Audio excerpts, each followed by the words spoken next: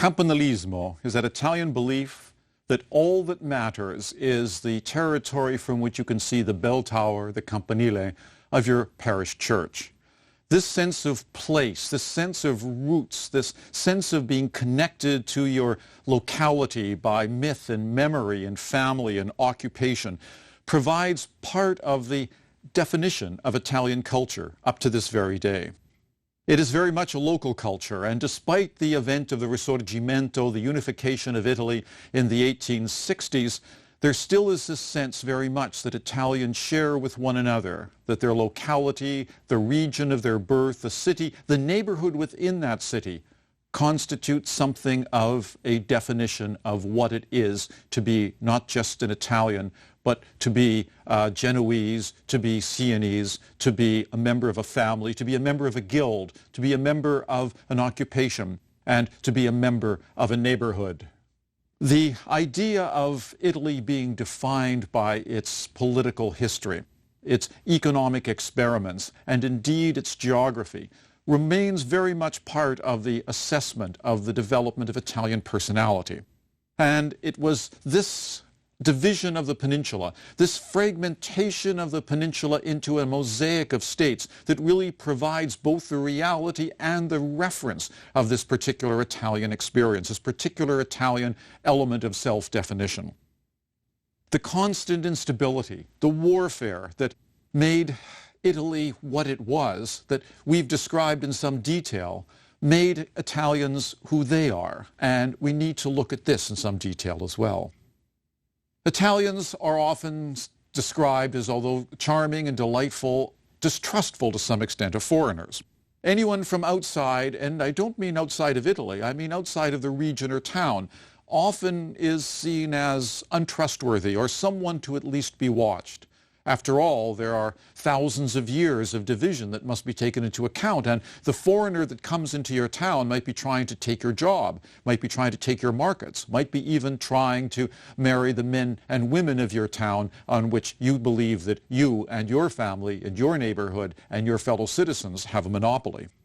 There is then this tension that's born within the Italian peninsula between that very powerful sense of being patriotic Italians, the result of the Risorgimento, the memory of that heroic and romantic unification of the country in the 1850s and 60s and ending in 1870 with the conquest of Rome, and that memory also of seeing those from outside your immediate vicinity as being someone that you can't altogether trust. And in many ways, these differences and this recognition of the other becomes abstracted. We've already seen how Italy has defined itself. To some extent, even the creation of the country itself was a consequence of language. Italians love words. Dante helped define what it was to be Italian. The three crowns of Dante, Petrarch, and Boccaccio helped, through their language, to create a sense of Italianness that superseded even the division in the political structure of the peninsula. But there still are memories of this. For example, in Venetian literature, a man from Bergamo is always seen as an oaf, as churlish, as being unpolished. Similarly, Neapolitans are seen as untrustworthy, indeed given to theft. Florentines are crafty. Romans are hypocritical, and Venetians are grave and haughty. The Sienese believe that they speak the most perfect Tuscan and consequently the most perfect Italian, and they believe they have a particular graciousness and a particular courtesy that defines them. And the Venetians see themselves as being, to some extent, the memory of a great empire that was always there, that helped sustain Italianism. These, of course, are literary caricatures. These are elements that exist in plays and novels. But all it takes is a short piece of dialect, a few words in dialect or local pronunciation in order to bring these characters alive. The reference is there, and every Italian would know them immediately. It's part of the division and also part of this theater that constitutes Italian cultural life. The history that we've traced also still influences the Italian world today. The division of the peninsula may have been overcome politically. It may have created first a United Kingdom of Italy under the House of Savoy and now the Italian Republic after the Second World War. but the memories of your locality still define you very much. It still gives you a sense of your place in the world, your relationship with others, and so many other of the attributes that we associate with Italy. The lengthy and dramatic conflicts that we've seen among the various states of Italy provided very, very deep memories. So that popular phrase in folklore today of better a death in the house than a peasant at the door is something that Genoese will simply say and immediately understand. The act of reconciliation of the Genoese returning the chains from the harbor at Pisa back to the Pisans in the past few decades indicates again that fact that the memory was still alive. These weren't just old chains.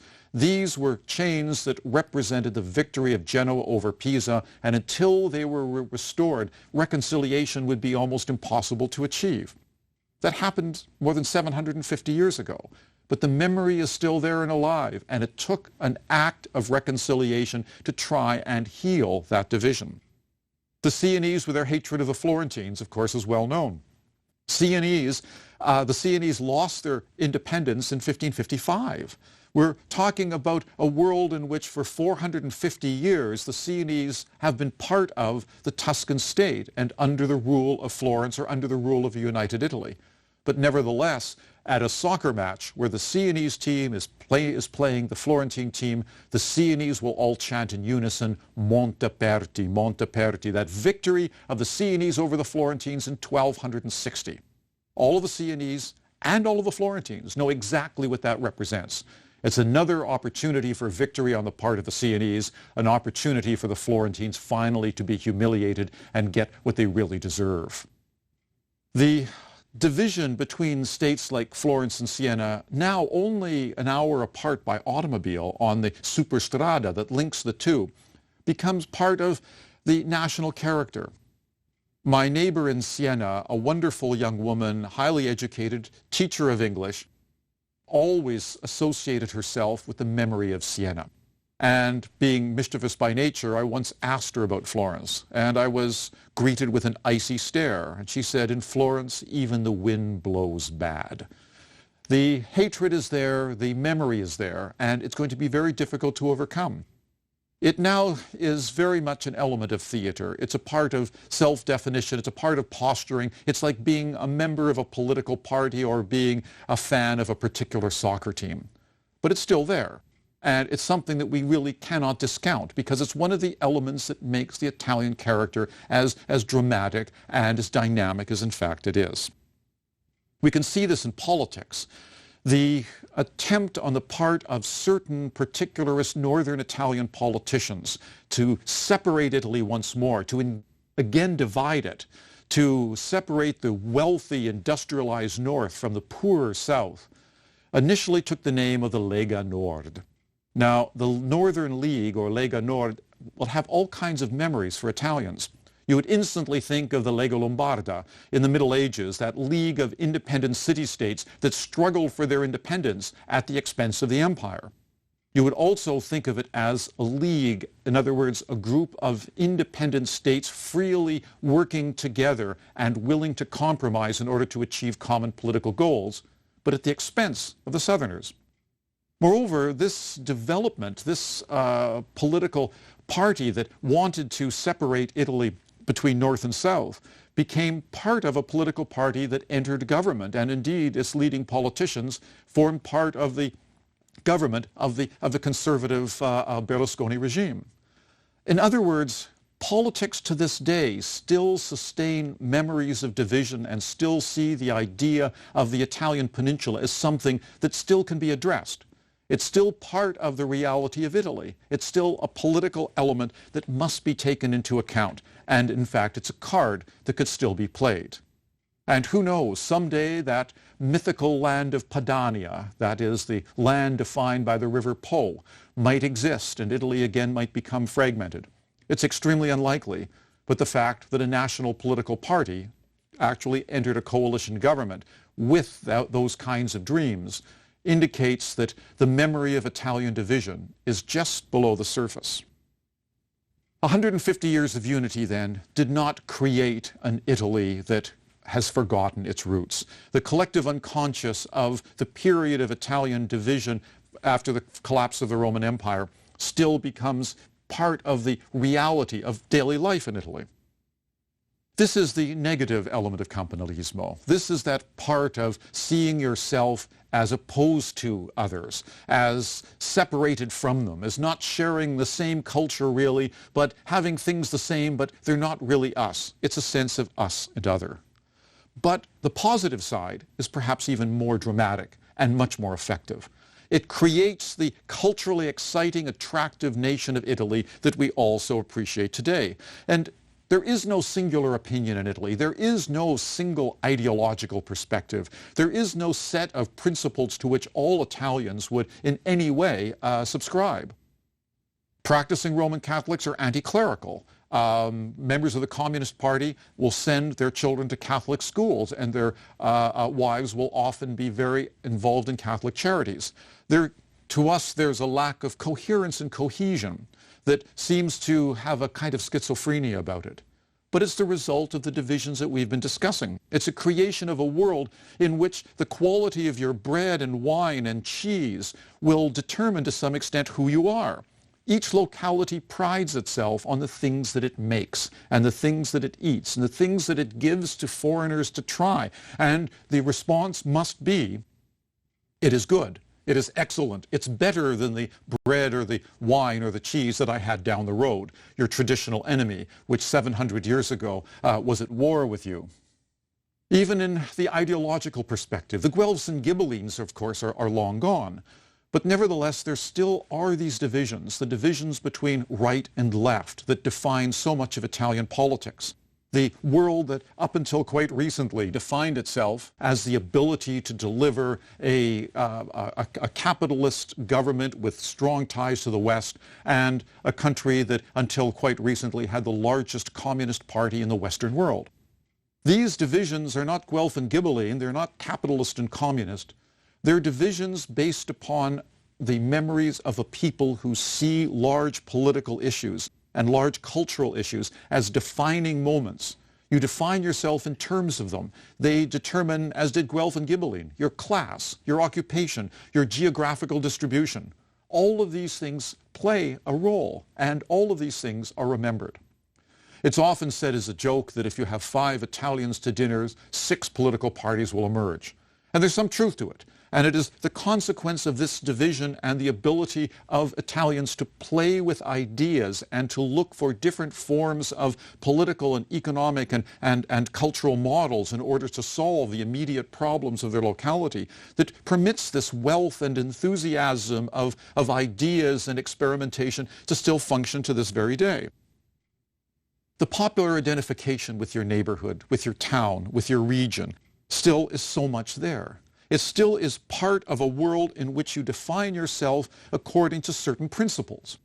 Italy is divided not just geographically between north and south, it's divided between the world that cooks with butter and the world that cooks with oil. Italians will define themselves as, well, my cuisine is based upon butter as opposed to upon olive oil. Olive oil beginning in Tuscany in the south, butter north of Tuscany. Even the element of cooking and the instruments that you use to define your cuisine become part of identification.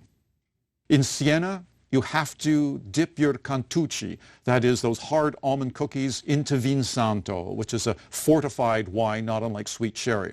But in Rome, you dip your ciambelli or your ciambelloni in white wine. And this is a definition of who you are. The Romans, of course, would not do what the Sienese did and vice versa, because the very act of eating and appreciating what you're eating and the combination of foods on the table before you help give you that sense of place and character and links you with a tradition that is unbroken right back to ancient times. Even the architectural traditions are there, and they provide some curious examples. If you travel to the deep south in the region of Puglia, you go to a town like Alberobello. Alberobello is a beautiful town that has the most bizarre structures that you will ever see, called trulli. Trulli are circular houses with conical roofs with holes in the middle to allow the smoke to escape. They have painted on these conical roofs symbols. Half of them are Christian and immediately recognizable. The other half are pagan and so lost in antiquity that no one knows what they mean anymore. But they're still painted there. People from Puglia, from Alberobello, who went to Australia or the United States or Canada and made small fortunes in construction or running restaurants will still come back to Alberobello. And they will use their money to build large houses, very much in an almost North American tradition, but they will have circular conical roofs with unexplainable symbols painted on them. This connection of returning and this connection of the maintaining of tradition for the sake of tradition is one of the defining elements of the Italian character. It's also a way of identifying others and to see their potential enemies. The case of Milan is perhaps the most dramatic and the most obviously shared by so many Italians who are not Milanese. Milan is a city that has always been associated with Northern Europe. We've seen the Visconti marrying princes into the ruling families of the north, those dynastic families of Northern Europe that would provide some measure of support and some measure of reputation to the upstart Visconti rulers. And we've seen this as being one of the threats to Italian liberty. Well, Italians see the skyscrapers of Milan not unlike this. They see Milan as almost a northern state, something that provides a Trojan horse for Northern Europeans or worse, American ideas into Italy. The skyscrapers like the Pirelli Tower, built on the former factory of the Pirelli tire company, are seen as somehow un-Italian because they're downtown.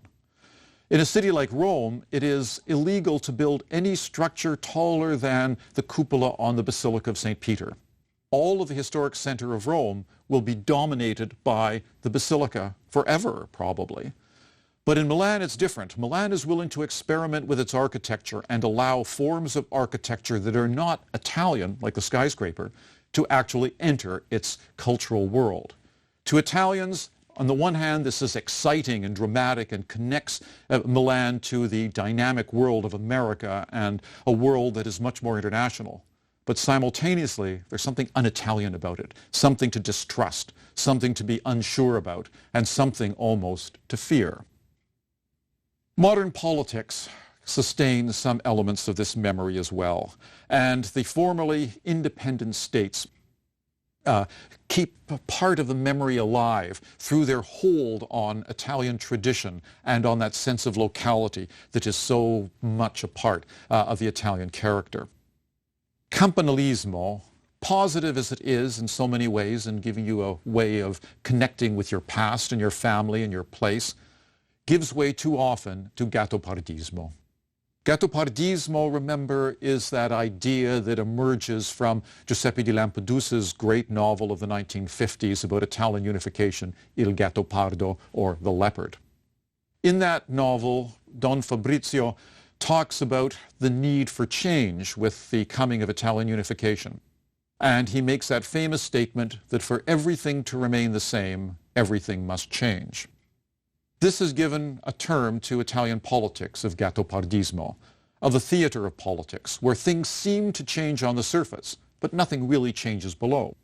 It allows the same members of the same political parties to hold revolving door positions in the revolving door administrations that characterized Italy between the Second World War and the past decade.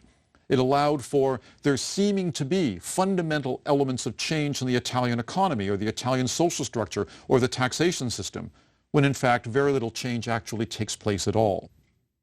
The danger of gattopardismo, the danger of seeing politics as theater, means that fundamental change, change that's needed and required, often cannot take place. Because that change is seen as a threat. It's seen as a threat to your immediate locality, to your own interest, the interest not of your nation, of your people, but the interests of your party, your occupation, your social class, your religion, your town, your region. This idea of conflict, of tension between the center and the individual parts of the Italian peninsula remains a very, very important element of Italian culture to this day. It certainly remains one of the driving forces of Italian politics.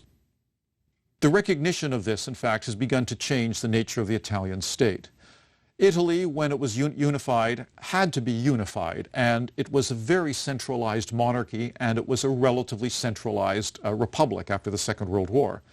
Now there is recognition that there needs to be more local autonomy and more local activity, especially in culture and in education.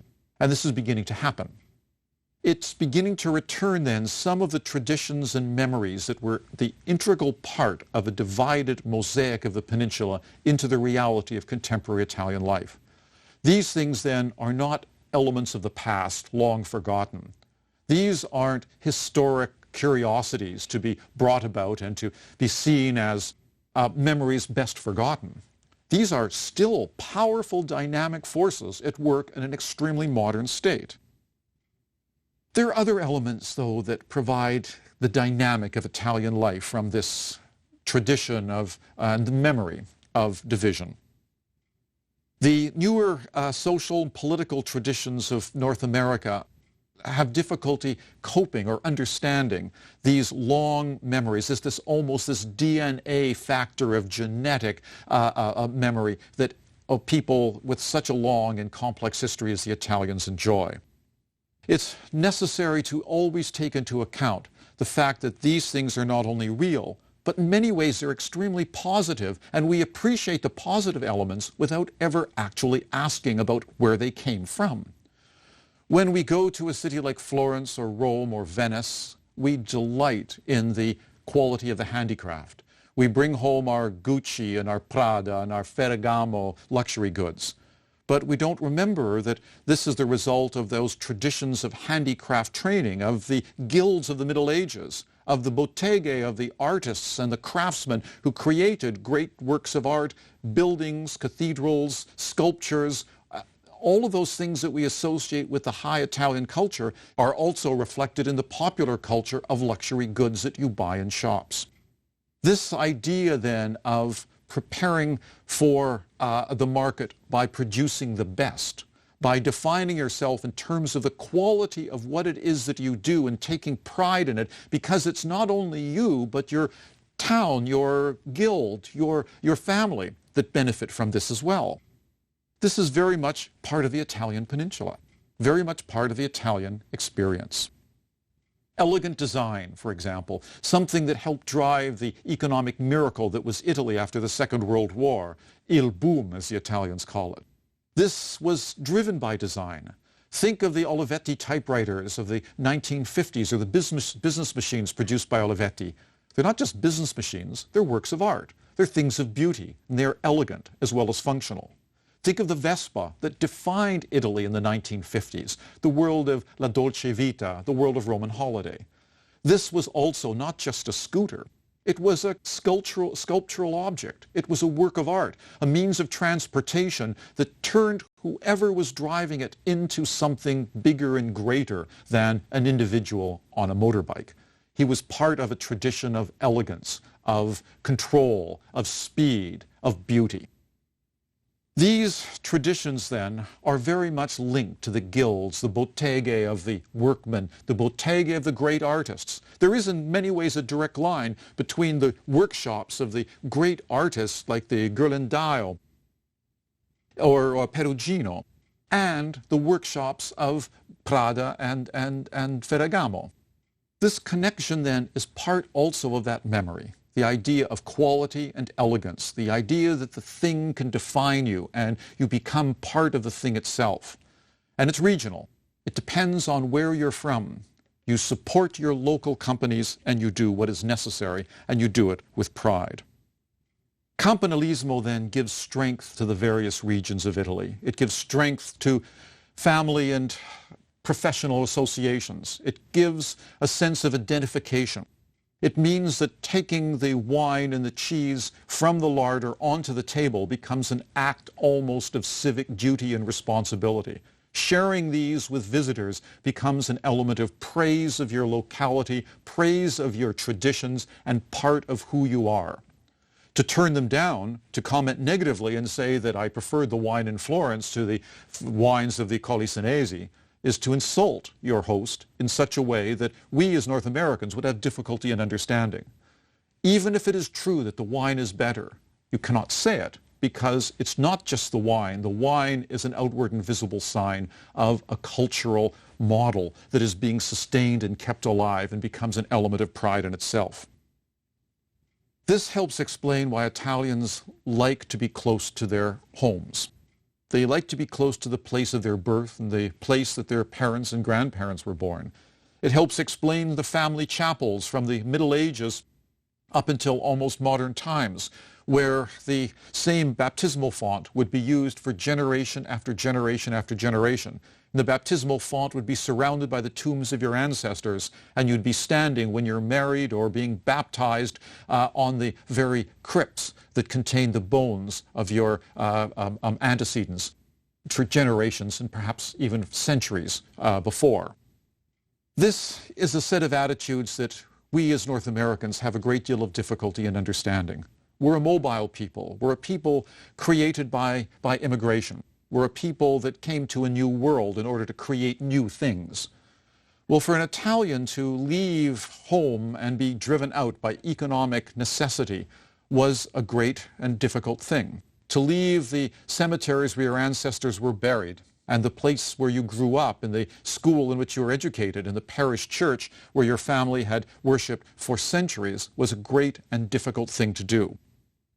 It also creates an economic and social set of attitudes that we as North Americans have difficulty understanding as well. It's so often said that an Italian businessman would much rather be a big shot, what the Italians call un pezzo grosso, in his native small town, employing his fellow citizens, giving them good jobs, and exporting only those things that weren't necessary to the immediate community, than become a great international mogul. If he had to move the production of whatever it is that he made offshore, if he had to fire his neighbors in order to do this, if he had to depopulate his village or his town, and if he had to lose the respect of people who had worked for this firm for generations, it's not worth it.